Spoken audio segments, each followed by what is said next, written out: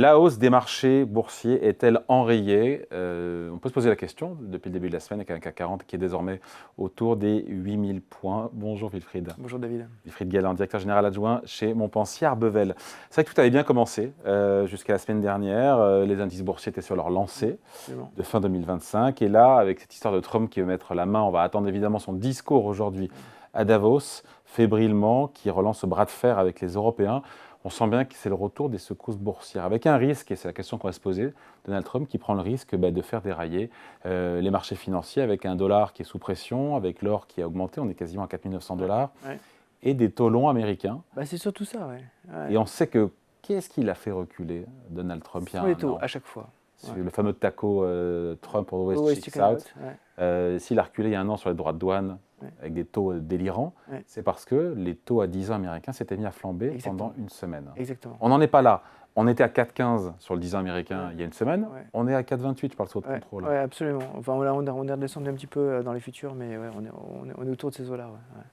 Mais en fait, ce qu'on voit, c'est que... Il prend un risque, Donald Trump. Oui, en tout cas, le marché obligataire, c'est un peu comme un puits qui garde l'eau de tout ce que Trump lui déverse. Donc, à un moment donné, on sent les remous.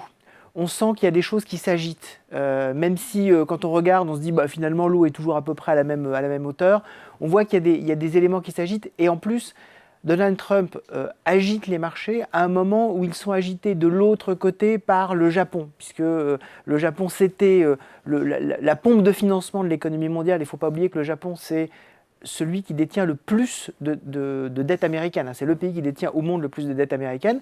On a aujourd'hui des taux japonais qui ont frôlé les 2,4% à 10 ans. Ça ne s'était jamais vu depuis les années 90. Et donc, ça introduit énormément d'instabilité déjà dans le système obligataire. Et on rajoute à ça... Parce que les investisseurs domestiques japonais préfèrent investir dans leur propre dette qui enfin rapporte quelque chose, plutôt que d'investir dans les bons du trésor européens. Exactement. Et puis, il y a cette espèce de déstabilisation potentielle du marché obligataire japonais, l'espèce de moment Liz Truss que certains redoutent, parce que justement, il y a cette espèce d'aventurisme politico-budgétaire de Sanae Takeishi au Japon, qui pourrait donner les mêmes conséquences que Liz Truss quand elle a fait au Royaume-Uni son budget qui a été violemment repoussé par les marchés financiers. Et donc, cette déstabilisation, cette pompe à financement qui peut s'arrêter, se cumule effectivement avec une défiance nouvelle des investisseurs sur l'avenir de la stabilité financière américaine. Alors finalement, les États-Unis se sont construits, y compris financièrement, sur un réseau d'alliés. Comment est-ce que les États-Unis se financent? Ils se financent grâce à l'épargne du reste du monde. C'est effectivement c'est le mode de financement de l'économie américaine. Et c'est vrai qu'on regarde le stock, mais il faut voir que les flux financiers réguliers qui alimentent le trésor américain, c'est ce qui permet à l'économie américaine de tourner. On a vu hier, c'était un peu anecdotique, mais un des fonds de pension danois dire non mais de toute façon le crédit américain est plus si bon que ça, donc je balance mes dettes américaines. Mais surtout, on a eu des questions à Scott Bessent, dont le secrétaire au Trésor américain, à Davos, des questions qu'on n'imaginait même pas. Des questions sur est-ce que vous avez peur que les Européens utilisent l'arme de la détention des treasuries américains pour faire pression? L'Europe, c'est le premier détenteur de treasuries américains. L'Europe dans son ensemble. Le Japon, c'est le premier pays. L'Europe, dans son ensemble, c'est 3 600 milliards de dollars. Donc, si on pourrait faire pression sur les Américains en disant on va vendre notre stock d'obligations et trésors. Par contre, mais le seul truc, c'est que ça n'appartient pas au secteur public. Ce sont des particuliers, des ménages. Exactement. Et donc, c'est la raison pour laquelle, selon moi, les pressions, ce serait davantage sur les flux que sur les stocks. Dire qu'on va vendre du stock aujourd'hui, ça me paraît totalement illusoire. En plus, l'impact serait très délétère pour les détenteurs de titres. Enfin, personne ne va jouer contre son propre camp. En revanche, aller moins vers les souscriptions du Trésor américain, les émissions du Trésor américain, moins souscrire de la part des Européens, ça c'est possible et on l'a vu. En fait, pourquoi je faisais référence à ce qui s'est passé au Royaume-Uni et au moment Liz Truss, c'est pas le stock qui a posé problème de dette. C'est qu'à un moment donné, il y a eu des émissions du Trésor britannique qui n'ont pas été souscrits par les assureurs britanniques parce qu'ils avaient un problème justement au sein de leur bilan. Si on a la même chose au sein de l'Europe en disant on a quand même une crainte sur la stabilité financière, la capacité, pourquoi pas, de rapatrier les dollars qu'on va placer aux États-Unis. Donc, ce n'est pas la peine d'en remettre davantage. Voilà, on a notre stock, mais on s'en tient un peu là. Finalement, la stratégie chinoise, c'est la stratégie chinoise depuis 2 ans, c'est au fait de dire je ne vends pas mes titres sur le marché, mais par contre, je les laisse tomber progressivement à échéance. C'est ce qui est fait avec le Trésor américain. Ça, effectivement, ça peut induire des taux qui montent, et on sait que les taux pour Donald Trump, c'est le baromètre. C'est le baromètre parce que ça compte évidemment. Le seul levier qu'on a sur lui.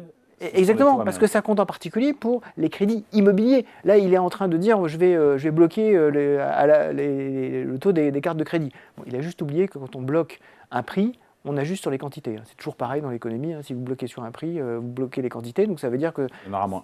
S'il fait ça, ça veut dire qu'il y aura moins de crédits aux États-Unis. Autant dire que je pense qu'il n'ira pas jusqu'au bout de cette logique-là. Mais attention effectivement à l'impact sur les taux, en particulier pour le marché immobilier. On sait qu'aux États-Unis, socialement, le marché immobilier, c'est extrêmement sensible, comme chez nous d'ailleurs. Entre le Groenland, son bras de fer avec la Fed, est-ce qu'il prend le risque, encore une fois, comme en avril, et pour faire machine arrière, de faire dérailler les marchés ?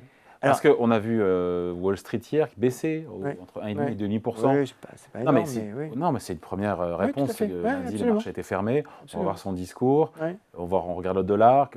Il y a des signaux très légers. On est d'accord. En fait, le danger qui menace Donald Trump, c'est que lorsque vous êtes dans une guerre commerciale pure, vous avez la capacité de revenir en arrière en trouvant un accord. Et d'ailleurs, lui-même disait « je suis ouvert à des deals ». Là, il s'est mis quand même dans une situation tactique extrêmement difficile en disant « je ne reculerai pas, c'est soit j'achète le Groenland », il prononce le terme, soit je l'annexe, mais je n'accepterai rien d'autre. Est-ce qu'il va accepter en fait de faire semblant, de dire mais finalement je ne l'ai pas véritablement acheté ou annexé, mais c'est tout comme parce qu'on a réussi à trouver un super deal à la fois stratégique sur les minerais, matières premières, le pétrole, etc. Surtout le pétrole, ils adorent le pétrole, visiblement. Voilà, il faut toujours qu'il y ait du pétrole à l'intérieur. Alors dans ce cas-là, effectivement, on arrivera à sortir de cette séquence-là. La question c'est comment on en sort. Tout le monde a envie d'en sortir. Je pense que les Danois ont envie d'en sortir, les Européens ont envie d'en sortir, beaucoup d'Américains ont envie d'en sortir. Quand on écoute attentivement Scott Bessent, on sent qu'il a quand même envie aussi de passer à autre chose. Mais aujourd'hui, les paroles de Donald Trump, c'est pour ça qu'il était très attendu. Il sera en retard, visiblement, à Davos. Donc son avion a un petit problème électrique. Voilà, il a pris 2h30 dans l'avion. Voilà, exactement. C'est comme quoi, il n'y a pas que les marchés obligataires à suivre, il faut aussi suivre les problèmes d'Air Force One. Mais on va voir comment ça va se passer, effectivement, là-bas. On attend en tout cas ce discours et la tonalité. Est-ce qu'il va ouvrir la voie à des accords comme il sait le faire dans ces fameux art of the deal, l'art de la négociation, ou est-ce qu'il est dans un jusqu'au boutisme? Là, on ne sait pas trop où est-ce que ça peut nous emmener. Ça, on n'a pas la main dessus, on va suivre évidemment cet après-midi. Après, ce qui est vrai, c'est que l'année commençait bien, sans ça, avec... L'année était finalement assez ordinaire. C'est ça qui est extrêmement paradoxal.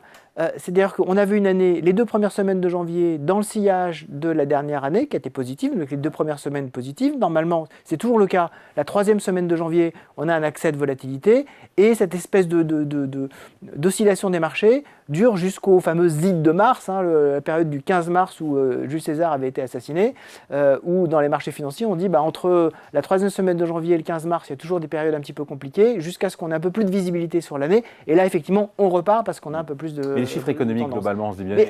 Exactement, et en plus, les chiffres économiques sont bons.